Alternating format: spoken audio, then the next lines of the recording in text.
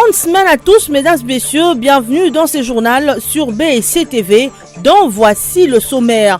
Le verdict de la Cour pénale internationale est enfin tombé sur l'affaire Bosco Ntaganda. L'ancien chef de guerre est reconnu coupable de crimes de guerre et crimes contre l'humanité commis entre 2002 et 2003 à l'est de la RDC. Selon la chambre de première instance, Bosco Ntaganda, alias Terminator, écope des 30 ans de prison. Infrastructure routière dans les cadres du programme d'urgence des 100 jours de chef de l'État, tout se porte à merveille dans les coins et recoins de la RDC où les travaux sont effectués. C'est le cas dans les provinces de Kwango, Kwilu et Kasai qui ont été visités par Floribert Moutouti, DGA de l'Office de route. 8e de finale de la CAN Égypte 2019, la RDC quitte la compétition. Le match marquant son départ, c'est celui contre le Madagascar, joué ce dimanche 7 juillet.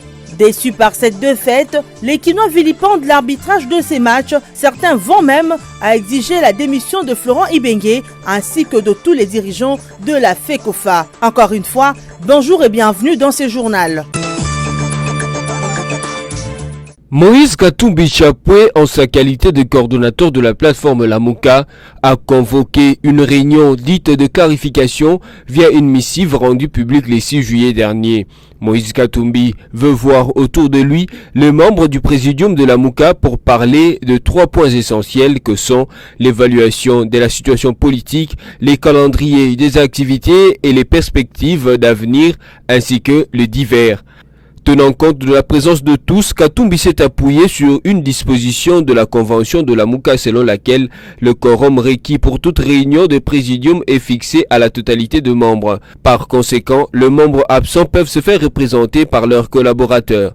Cet appel au rassemblement de Moïse Katumbi tombe à point nommé quand on sait que cette plateforme connaît actuellement une crise dans la mesure où il s'observe des divergences de vues entre ceux qui sont pour la vérité des urnes rangés derrière Martin Fayoulou et ceux qui sont pour une opposition républicaine rangés derrière Moïse Katumbi Chapwe. Bosco Ntaganda est reconnu coupable de crimes de guerre et crimes contre l'humanité. Tel est le verdict de la Cour pénale internationale CPI rendu ce lundi 8 juillet 2019. L'ancien chef des guerres congolais détenu à La Haye aux Pays-Bas depuis 2013 est poursuivi pour avoir recruté des enfants soldats et commandité de meurtres, pillages et viols commis par ses troupes en 2002 et 2003 en Ituri, dans le nord-est de la République démocratique du Congo. Cette décision de la Cour pénale internationale considère l'accusé Bosco coupable des 18 chefs des accusations portées à sa charge.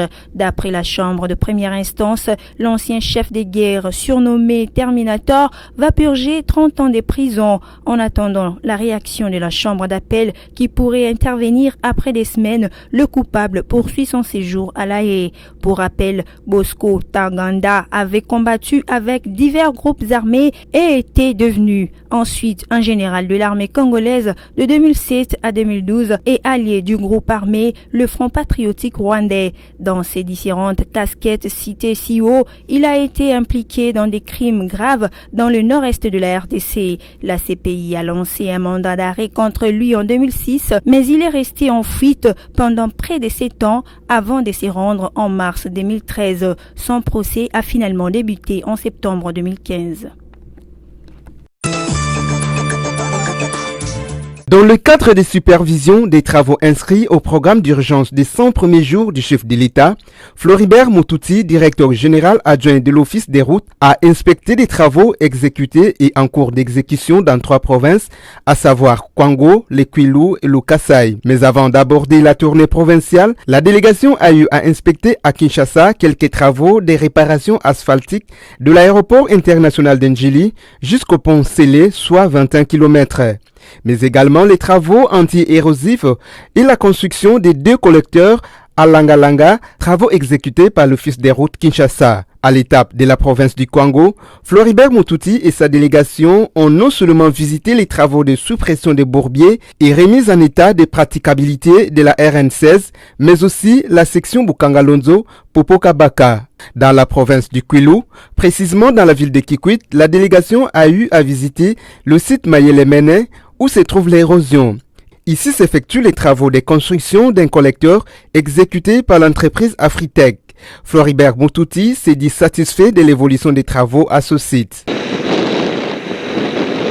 Toujours dans la même province, la route reliant la RN1 de la cité de Boulungu a été également visitée, une route qui, au dire des usagers, était auparavant impraticable, mais qui devient maintenant praticable. Nous remercions sincèrement le président de la République avec son programme de 100 jours. Et maintenant, nous trouvons qu'il y a des motos, il y a des véhicules qui peuvent facilement passer. Nous sommes très heureux parce que les jours à venir, les amis qui sont en train de transporter les effets pour la ville auront de la facilité de passage. Vraiment, nous sommes très heureux. Vraiment, pepele vraiment. Vraiment, merci vraiment.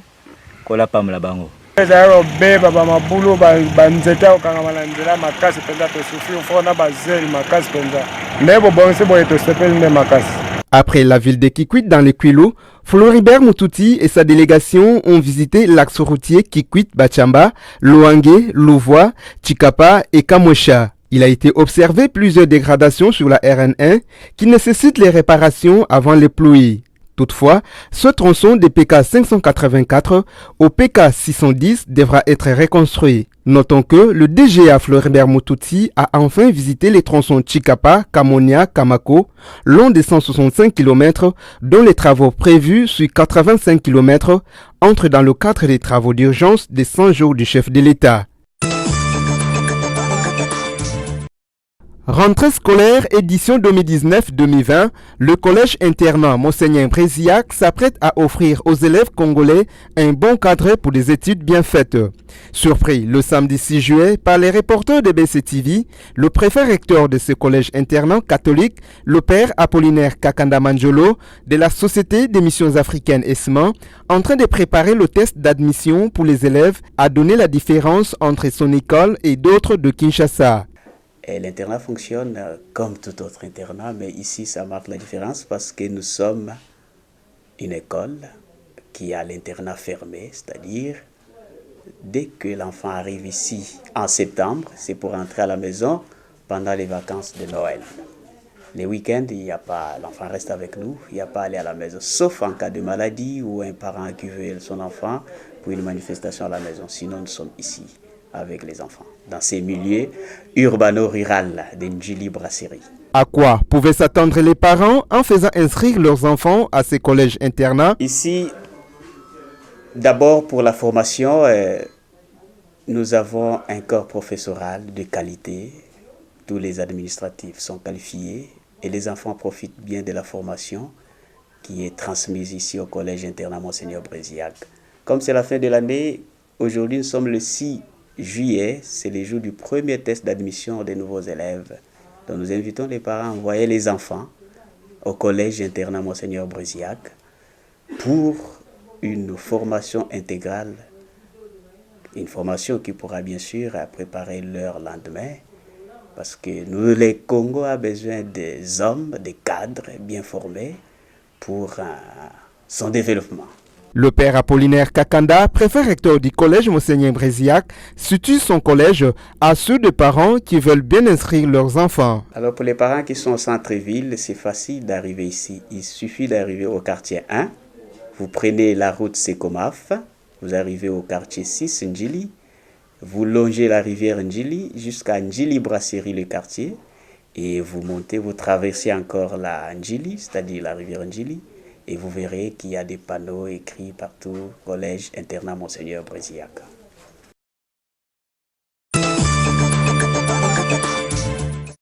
Image des entreprises publiques face aux propriétaires du système médiatique en RD Congo, tel est l'intitulé de la thèse présentée et défendue par Franck Elias Moukania Lusanga le samedi 6 juillet 2019 à l'Institut facultaire des sciences et techniques de l'information IFASIC.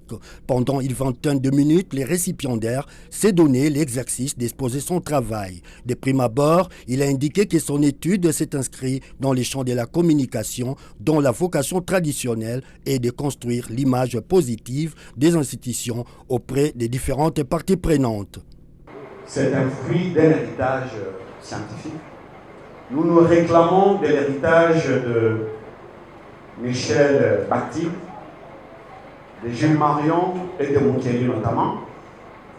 Notre contribution personnelle a été de mettre en relation l'image avec les propriétés structurelles et dynamiques du système médiatique en y ajoutant la greffe de la performance.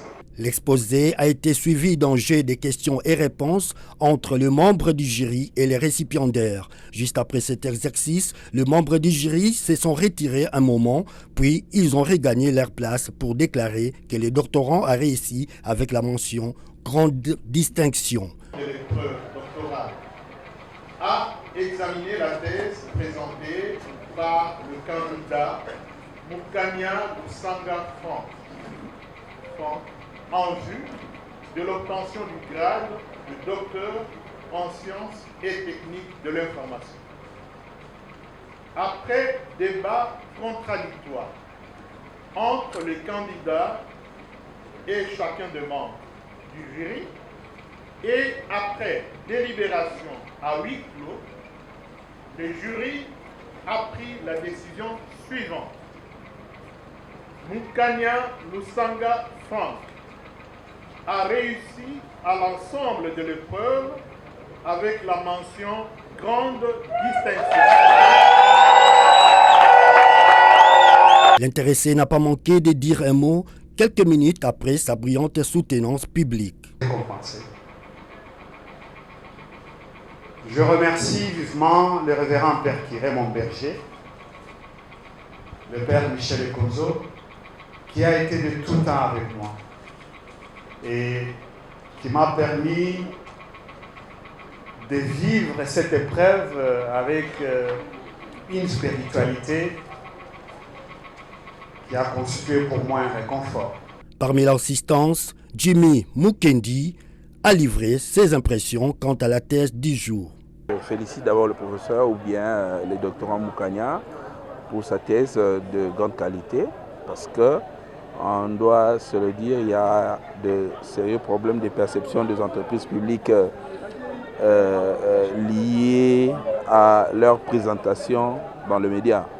Et je crois que c'est l'essentiel de ce que le doctorant vient de démontrer. Et nous avons vraiment aimé cette démonstration scientifique à travers la manière dont le cadre théorique a été plus ou moins construit et les conclusions qui sont restées plus ou moins impartiales par rapport au fait que nous pouvions faire intervenir la morale ou le bon sens pour analyser les questions liées au reflet les questions liées au reflet des entreprises publiques dans le média.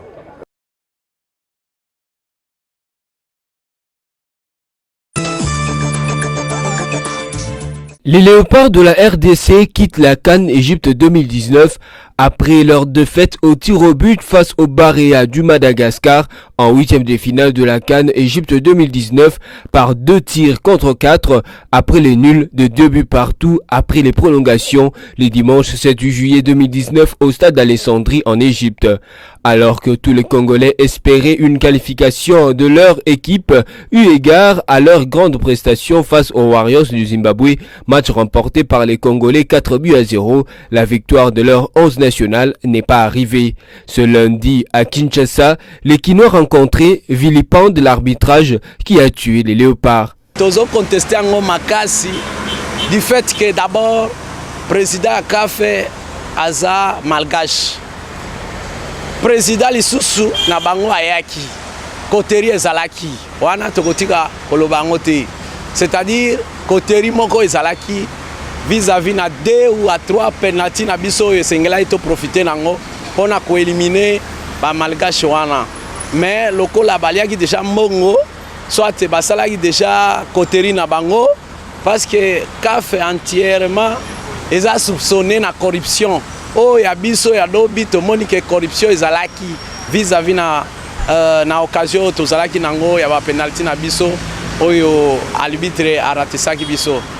Ce Congolais ajoute aussi que Florent Ibenge ainsi que tous les dirigeants de la Fédération congolaise de football association FECOFA doivent démissionner. La formation est à poto, c'est-à-dire Yeso qui a démissionné pour salir la réputation qui est entraîneur. La vie est encore longue, il faut solliciter ailleurs, il a toujours carrière, là-bas. Claude Leroy, Banani, sollicité partout au monde parce que la vie ne se limite toujours pas dans léopard. Tu me gagnes coach Moussous, ce qu'on m'a dit, ce qu'on a sincère. Atiki n'a pas travaillé trop, mais Atiki, tu lui coach Moussous peut-être, tu causes moi pas un plus. Bah jouer repère, tu travailles pendant 5 ans. Bah déjà, bah ça souffle pensate. Il faut que le joueur Moussous. Si c'est difficile, même à table locaux, bako travailler malin. Hein? Il s'est cependant de faire remarquer que malgré cette élimination de Léopard, l'équipe n'a pas démérité vu de multiples occasions de scorer que la RDC s'est créée sur l'ensemble du match.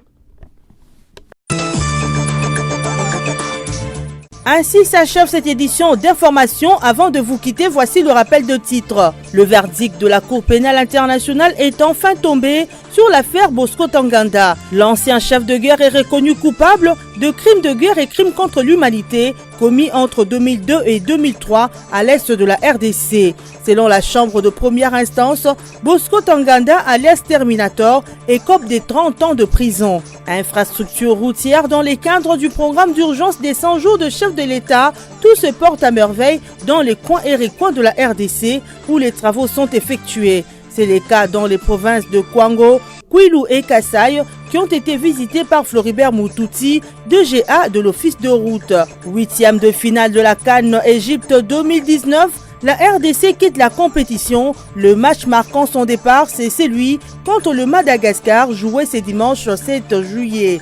Déçus par cette défaite, les Quinois vilipendent l'arbitrage de ces matchs. Certains vont même à exiger la démission de Florent Ibenge ainsi que de tous les dirigeants de la FECOFA. Encore une fois, bonjour et bienvenue dans ce journal. Tout est bien qui finit bien. Merci à vous tous d'avoir suivi ce journal. Restez branchés sur BSC TV. Au revoir.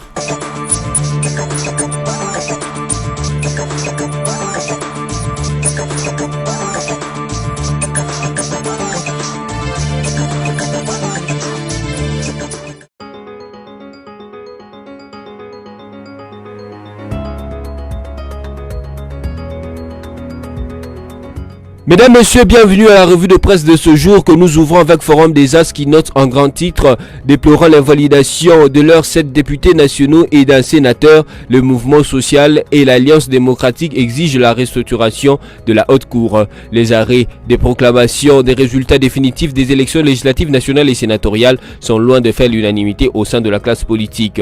Rendu public par la Cour constitutionnelle dans la nuit du 3 au 4 juillet, ces décisions prises dans l'optique de rectifier des erreurs matérielles sont décriés au mouvement social MS et à l'alternance démocratique AAD qui espèrent sous l'autorité morale de Pierre Lumbi au Congo. Dans leur déclaration politique diffusée le 5 juillet dernier, le MS et l'AAD notent que seulement 2 de leurs 7 députés nationaux injustement invalidés ont été réhabilités autant qu'un de leurs sénateurs. Ils font ainsi allusion à Jacques-Claude Kibala, élu de Mwenga, Lili Masikini, élu de Businga et Didier Molicho, sénateur de Kinshasa. La plateforme juge toutefois inadmissible l'imposition d'une invalidation inacceptable et inexpliquée des 5 autres élus nationaux pourtant valablement et même mieux élus dans leurs circonscriptions électorales respectives. Les MS et la AAD déplorent le fait que ces députés aient été remplacés par des candidats du Front commun pour le Congo FCC.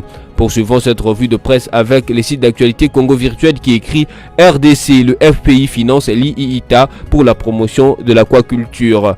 Le Fonds de promotion de l'industrie a signé vendredi 5 juillet 2019 à Bukavu un contrat de subvention avec l'Institut international de l'agriculture tropicale IITA pour un appui au démarrage du projet d'aquaculture en cage sur le lac Kivu. Ces financements du FPI accordés à l'IITA à titre de subvention vient en appui aux jeunes aquaculteurs des tilapia en cage sur le lac Kivu dans la province du Sud Kivu. Ce projet est parmi le 13 alignés au financement du FPI dans la droite ligne du programme d'urgence de 100 jours des chefs de l'État Félix-Antoine Tshisekedi. Cette signature marque un pas de plus dans la matérialisation du projet d'aquaculture en cage sur le lac Kivu. Bouclons cette revue de presse avec les sites de la radio Okapi qui titre Kinshasa, Monseigneur Fridolin Ambongo pour une collaboration fructueuse entre l'église et l'État pour le bien-être de tous les Congolais. Il a lancé cet appel ce dimanche 7 juillet au cours d'une messe célébrée au stade Tata Raphaël. Monseigneur Fridolin Ambongo s'est engagé à aider le pape dans l'accomplissement de sa mission apostolique et a promis de travailler avec les responsables de la République démocratique du Congo en toute vérité pour le développement de la RDC. Ainsi s'achève cette revue de presse. Merci à vous de l'avoir suivi et restez fidèles au programme des BSC Télévision.